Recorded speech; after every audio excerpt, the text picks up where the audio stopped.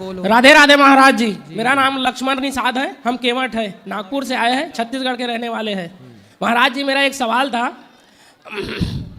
या रामचरितमानस में या 4 वेद 6 शास्त्र 18 पुराण में कहीं भी ये लिखा है क्या कि भगवान श्री राम जब वनवास गए तो केवट को मछली पकड़ने का वरदान दिया है क्या? ना, ऐसा तो मैंने कभी नहीं सुना। नहीं सुने तो हमारे छत्तीसगढ़ में जितने भी केवट है सब लोग यही जानते हैं कि भगवान श्री राम जब वनवास गए तो केवट को मेरा नाम लेना, जय श्री राम बोलना और एक बार जाल डालना तालाब में, दूसरी बार मत डालना, ऐसा बोले थे। हमें भी यही सिखाया गया है कि राम का नाम तो राम बोल के आप जाल डालते हो तो मछली फंसती है। हाँ आता है, लेकिन लालच में जाल डबल डाल दिया तो फिर कम आता है, इसीलिए। तो किसी संत ने कहा होगा कि दिन में 1000 मछली मारते हो तो एक बार ही जाल, 100 बार जाल डालते हो तो एक बार ही जाल डाला करो, तो 100 हत्या नहीं लगेंगी, 2-4 ही लगेगी, पाप कम लगेगा। इस भाव से किसी ने बोला होगा, उसे आप लोगों ने नियमावली बना ली। राम ने ऐसा नहीं बोला। राम ने तो केवट को ये बोला है, केवट ने कहा प्रभु आपका चरणामृत दीजिए क्योंकि मैं अपने पितरों को पार लगाना चाहता हूँ। केवट ने तो राम को पार लगा के स्वयं भी अपना मन राम में लगा करके वो स्वयं भक्त हो गए बड़े। उन्होंने किसी जीव की हत्या नहीं की। हमें सब यही सिखाया गया है कि मछली पकड़ना, खाना और बेचना निषाद और केवट का काम है। हाँ, ये काम तो है, काम तो करते हैं केवट लोग, ये काम उनका है, लेकिन फिर भी कोशिश की जाए कि हम किसी जीव की हत्या क्यों करें। आपकी कथा सुन सुन के अपना हृदय ऐसा परिवर्तन हुआ कि भगवान की कृपा से पकड़ना भी छोड़ दिए, खाना भी छोड़ दिया और बेचना भी छोड़ दिए। फिर कैसे गुजारा होता है? मिस्त्री काम करते हैं, बिल्डिंग बनाते हैं। तो पहले मछली बेच के ज्यादा कमाते थे क्या मिस्त्री से ज्यादा कमा रहे हो? मछली में ज्यादा कमाते थे। कितना? 2000, 2000, 5000 रोज का। हाँ, और अब? अभी वही 2-4 हजार हफ्ते का। और पहले हफ्ते का 2-4 हजार के रोज का? इतवार, बुधवार, शुक्रवार को 3-4 हजार रुपए हो जाते थे। मछली वाला? 3 दिन हफ्ते में 3 दिन? हाँ। तो मछली लोग रोज नहीं खाते क्या? नहीं, रोज नहीं खाते। अच्छा, तो केवल शुक्रवार को खाते हैं? इतवार, बुधवार और शुक्रवार। क्यों ऐसा? क्या पता, लोगों ने ऐसा नियम ही बना रखे इतवार, बुधवार, शुक्रवार को खाने का। रोज नहीं खाते? सोमवार को शंकर भगवान का दिन समझते, मंगल को हनुमान जी का, बुधवार को खाते हैं, गुरुवार, शुक्रवार को, शनिवार को नहीं खाते हैं। आप कब खाते थे? आप भी सोमवार? हम साल के 365 दिन खाते थे, कभी नहीं छोड़ते थे, क्योंकि हम ज्ञान नहीं था, आपकी कथा नहीं सुनते थे। हमको ये सब यही सिखाया गया था ना कि हमारा काम पकड़ना, खाना, बेचना है, तो वही करते थे। कितने तरह की मछली होती है पानी में? हमको तो पता नहीं, आप बताओ। कई प्रकार की मछली होती है, बहुत अनगिनत मछलियों के कई प्रकार हैं। हो। अच्छा, तो बाजार में सबसे ज्यादा कौन सी मछली बिकती है? जो सस्ती रहती है वो जल्दी बिकती है और ज़्यादा बिकती है। तो कितने रुपए किलो मछली बिकती है? मछली देख देख के 50 रुपये किलो, 100 रुपये किलो, 200 रुपये किलो, 500 रुपये किलो, 1000 रुपये किलो वाली भी मछली रहती है। तो 1000 किलो वाली कैसी होती है? वो एक लाल कलर की रहती है, जब वो कांटा मारती है तो तबीयत खराब हो जाता है, बुखार पकड़ लेता है। फिर भी लोग उसको खाते हैं? फिर भी लोग खाते हैं, विटामिन रहता है बोलते हैं। तो वरदान नहीं दिया था। नहीं, हत्या नहीं करनी चाहिए। आप अच्छे हो गए हैं, आप बढ़िया काम करके खूब पैसा कमाओ। देखो पैसा आप अब भी कमा रहे हो। पहले आप पैसा कमाते थे ना तो मछलियों के प्राण लेकर के पैसा कमाते थे। अब आप पैसा कमाते हो ना तो आपके द्वारा किसी की जान नहीं जाती। आप क्या एक मरी हुई मछली को जीवित कर सकते हैं? नहीं कर सकते, लेकिन सैकड़ों मछली। अच्छा, मछलियों का भी तो अपना सुख होता होगा कि नहीं? मछलियों का भी अपना परिवार होता है कि नहीं? सबका रहता है। रहता है ना। उसके भी छोटे छोटे बच्चे मछली के पीछे पीछे चलते हैं। माँ आगे आगे चलती है और उसके बच्चे पीछे पीछे चलते। ये सही है कि गलत है ना? देखे हैं हमने। हाँ, हमने भी देखा है कि मछली आगे आगे चलती है, उसके छोटे छोटे बच्चे पीछे पीछे चलते हैं। मतलब वहाँ भी ममता है, प्रेम है, अपनापन है। जैसे हम लोगों को दर्द होता है, हम लोग बोल पाते हैं, बता पाते हैं, लेकिन वो बोल नहीं पाती, बता। इसलिए तो आपने देखा होगा जब मछली को पानी से निकालो ना, वो अपना छोटा सा मुँह ऐसे ऐसे खोलती है, फिर बंद करती है। वो क्या कहती है? उसकी आवाज़ होती तो वो कहती कि भैया मैंने तेरा क्या बिगाड़ा है, क्यों मुझे मार रहा है? पेट भरना है तो तू दाल चावल सब्जी खा के पेट भर ले, क्यों तू मेरे परिवार से मुझे दूर कर रहा है? इसलिए बेटा बद्दुआएं किसी की नहीं लेनी चाहिए, ठीक है? आप अच्छे हो गए हैं, ठीक ठीक कमा रहे हैं, जो कमा रहे हैं उससे भगवान आपका पेट भरते रहेंगे, सदा रक्षक भगवान है। हम सबने तो छोड़ दिए, बस हमारे पिताजी को ऐसा समझाते कि जीव की हत्या मत करो, लेकिन वो अब बोलते हैं कि अब मेरी उम्र बीत गई, अब 2-4 ज़्यादा दिन रहा नहीं तो अब क्यों छोड़ू, ऐसा बोलते। सबने छोड़ दिया। मरते समय अब छोड़ दो, अब सुधर जाओ।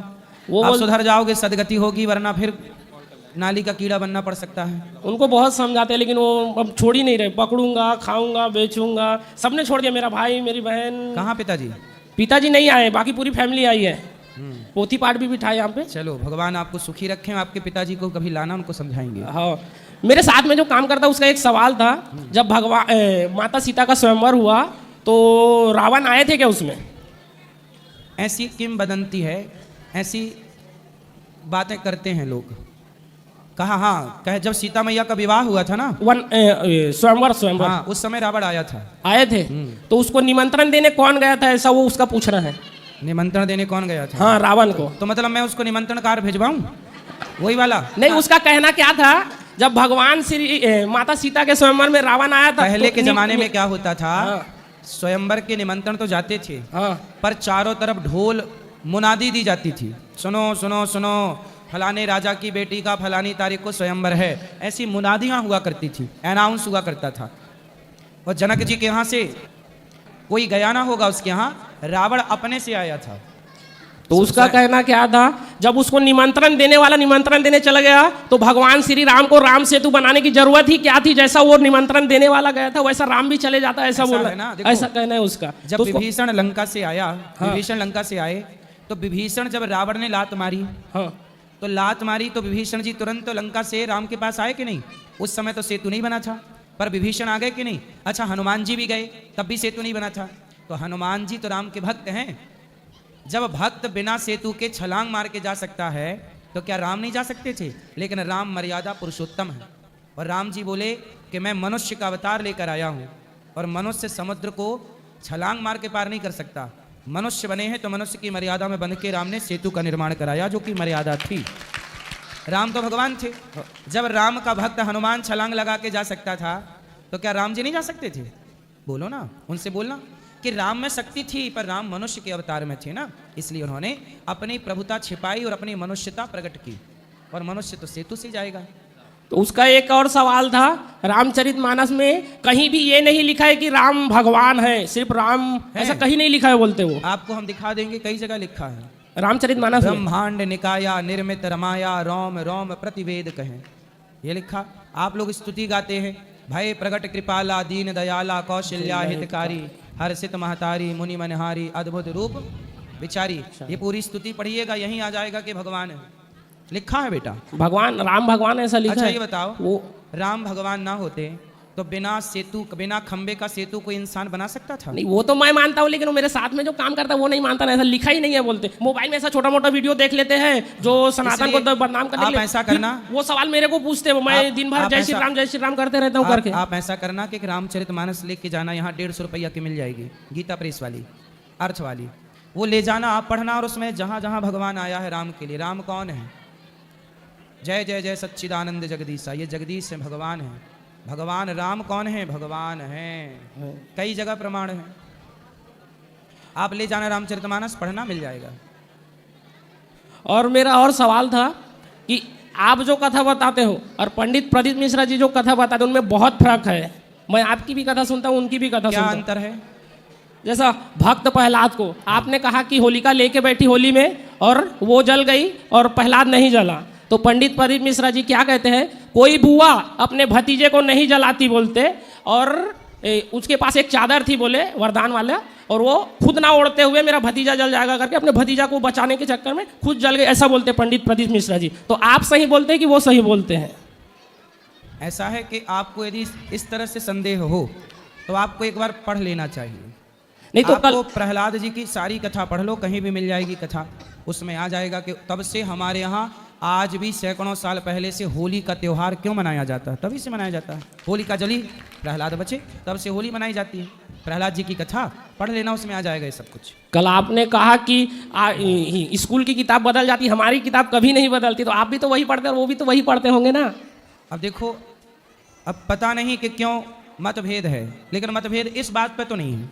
अब क्यों है ये मुझे नहीं पता, आप भी गूगल से निकाल लो, गीता प्रेस की पुस्तक में मिलती है प्रहलाद जी की कथा, मिल जाएगी, 5-10 रुपए की पुस्तक, पढ़ लेना, उसमें सब कुछ मिल जाएगा। दूसरा अंतर बताता हूँ मैं, वो बोलते हैं कि इतवार को तुलसी में जल चढ़ाया करो, और आप बोलते हो मत चढ़ाया करो। नहीं, जल चढ़ाना चाहिए, इतवार को तोड़ने की मनाही है, तोड़ने की। देखो, सुनने का भेद है ना, हाँ। तोड़ने का मना है, ना कि जल चढ़ाने का। इतवार को जल चढ़ा सकते हैं, जल चढ़ा सकते हैं, उसी चक्कर में हमारे घर में एक बार झगड़ा हो गया था। तोड़ने की मनाही है।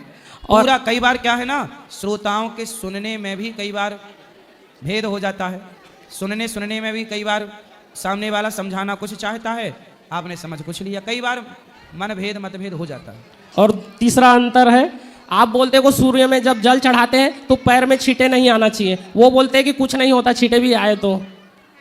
देखो, जो हम भगवान को अर्पण कर रहे हैं, तो भगवान को अर्पण की हुई वस्तु तो प्रसाद हो गई ना, हो गई कि नहीं? और वो प्रसाद हमारे पाँव में आएंगे तो क्या सही है? नहीं। इसलिए सब चीज़ें ना ये भाव की दृष्टि से बोली जाती हैं, इन्हें भाव की दृष्टि से समझना चाहिए। और एक अंतर और है, आप बोलते हो कि भगवान श्रीमन नारायण आए पहले, फिर उनके उसमें से कमल निकला, फिर ब्रह्मा जी आए, फिर दोनों ने मिलकर शंकर भगवान को बनाए। और वो बोलते हैं कि शंकर भगवान सबके पिता है, नारायण और ब्रह्मा जी उनके बेटे हैं, ऐसा बोलते हैं वो। और आप नारायण को पिता बताते हो। सुनो, वो बात भी सही है, ये बात भी सही है। इसे कहते हैं कल्प भेद। वो बताते हैं शिव पुराण। हाँ। शिव पुराण में शिव जी से सृष्टि का क्रम है। हाँ। हम बताते हैं भागवत महापुराण। तो भागवत महापुराण में भगवान नारायण से सृष्टि। अब ये क्या है? जैसे आपके घर में आपकी माँ है, हाँ। बहन है, हाँ। चाची है। हाँ।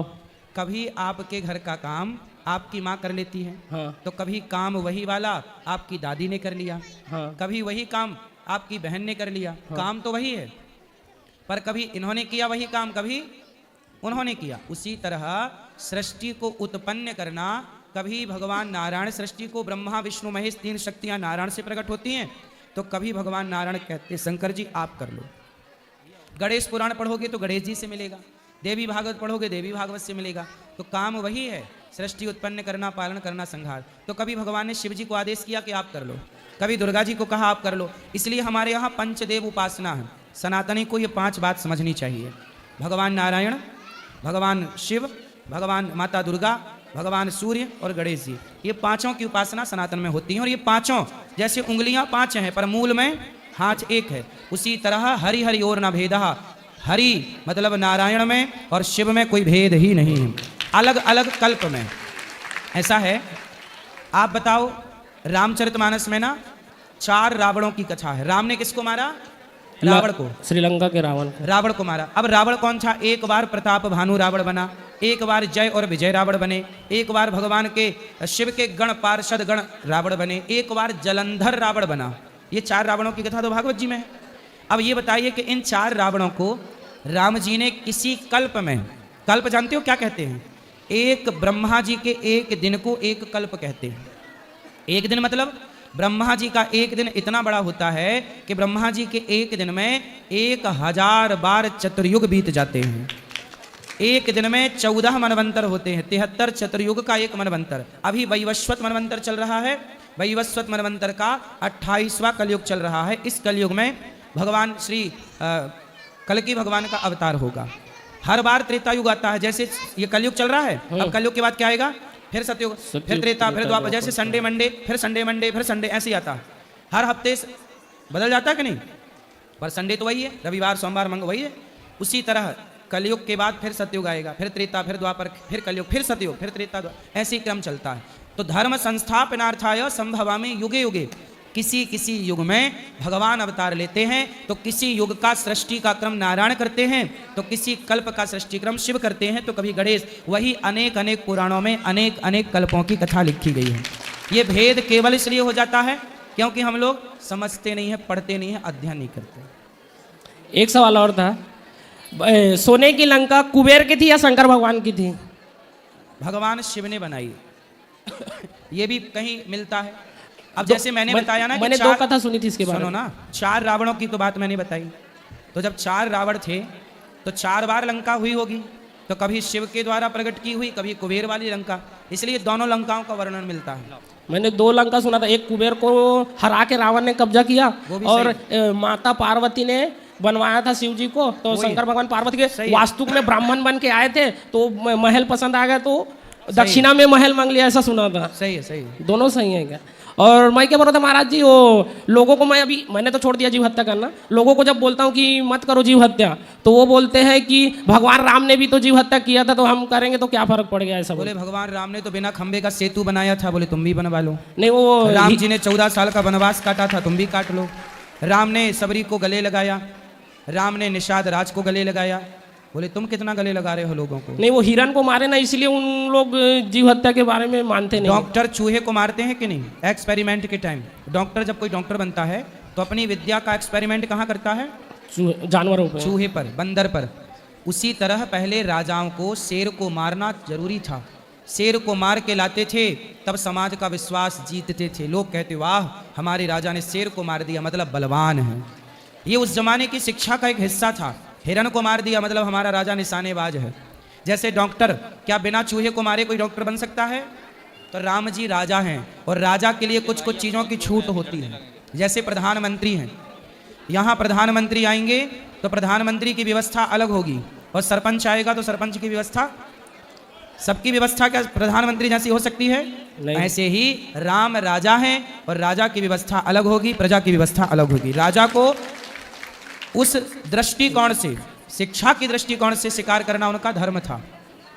वही क्या बोल रहा था महाराज जी। और हमारे साथ जो काम करते ना, बहुत से लोग ने यीशु प्रभु में धर्म परिवर्तन कर लिया। उसको कैसे समझाओ? बहुत समझाता हूँ, नहीं समझते वो लोग। वो क्या धर्म परिवर्तन करके क्या बन गए? यीशु प्रभु में चले गए, हमको उसमें लाभ मिलता है। यीशु प्रभु कब से हो गए? ऐसा वो लोग बोलते हैं, मैं नहीं बोलता। मैं तो उनको मतलब आप जो देखो, जैसा समझाते हैं वैसा समझाता हूँ मैं देखो उनको। किस तरह से क्रिश्चियन लोग यीशु को पहले प्रभु बता रहे हैं, ताकि उनको लगे कि यहाँ भी प्रभु है राम जी, वहाँ भी प्रभु, थोड़ा मिलता जुलता। बाद में फिर वो अलग पाठ पढ़ा देंगे कि नहीं। अब सोचिए कि क्रिश्चियन लोग ये धर्म परिवर्तन करा रहे हैं। ये भारत के सबसे बड़े दुश्मन हैं, वो जो सनातनी की अखंडता को तोड़ने में लगे हैं, सनातनियों की। इसलिए हम सबको मिलकर इनका विरोध करना चाहिए। मैं बहुत समझाता हूँ, उनको नहीं मानते। वो लोग मंदिर बनाना छोड़ के चर्च बनाना चालू कर दिए। पूरे मध्य प्रदेश में बहुत सारे चर्च बनाना चालू कर दिए उन लोगों ने, हिंदू लोग। हाँ, मध्य प्रदेश में चर्च बनाना चालू कर दिए, क्योंकि बुद्धि भ्रष्ट हो गई ना। मैं बहुत समझाता हूँ। जैसे कैकई को मंथरा ने भड़का दिया था, ऐसे आज सनातनियों को कुछ लोग भड़काने में लगे हुए हैं। राधे राधे महाराज जी। सवाल तो बहुत